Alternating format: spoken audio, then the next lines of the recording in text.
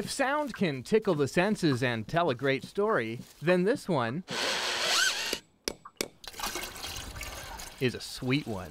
I just thought it'd be fun to try and make some maple syrup when we have all these maple trees right in our backyard. It's a seasonal activity that's better known in Quebec, where about 3/4 of the world's maple syrup output comes from. But here on the West Coast, we have some maples too. And when the conditions are right, tapping trees can make for a fun hobby. It's a really good family activity. Everybody's out in the woods and enjoying nature. And usually you're tapping it on a nice sunny day.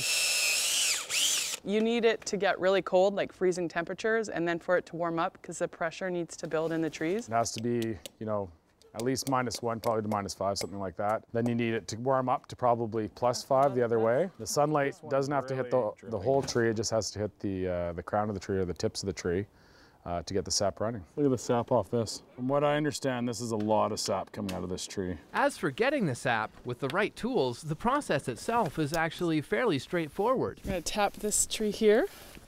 We drill in a 2.5 inch hole into the tree, and it's best to drill it on an upward angle.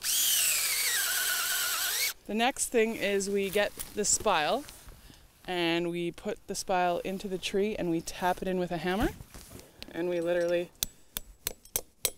and then you just attach your bucket to the tree, to the hook, and you put it into the hole.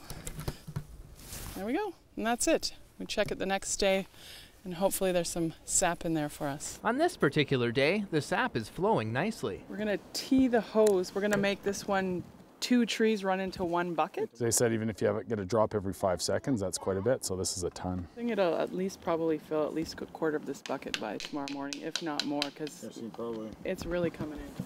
Yeah, you can hear it. There are a few local retailers that sell kits, and of course, they can be bought online as well. Probably in the long run, we probably could have bought cases of syrup by the time we're all done, but it's more fun to do it this way. Oh, there's some sap. Yeah, like that's just since this morning. Yeah, there was none yesterday because I checked it. And this is what we've got today. As more sap collects, we take a quick look at the preparation process.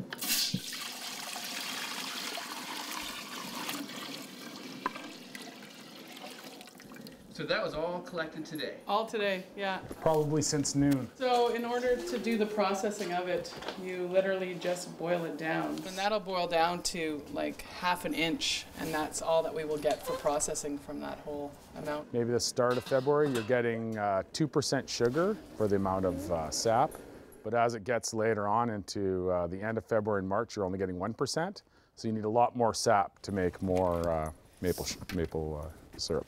There's 3 right there. See, there's 3? Oh yeah, right there. Right there. I think maybe we'll get about 4 or 5 of those, you know, containers that you buy at the grocery store. So probably that'll be enough just to last us through a winter and maybe make some salmon out of it. If you have some maples in your yard and are looking for a simple hobby, this one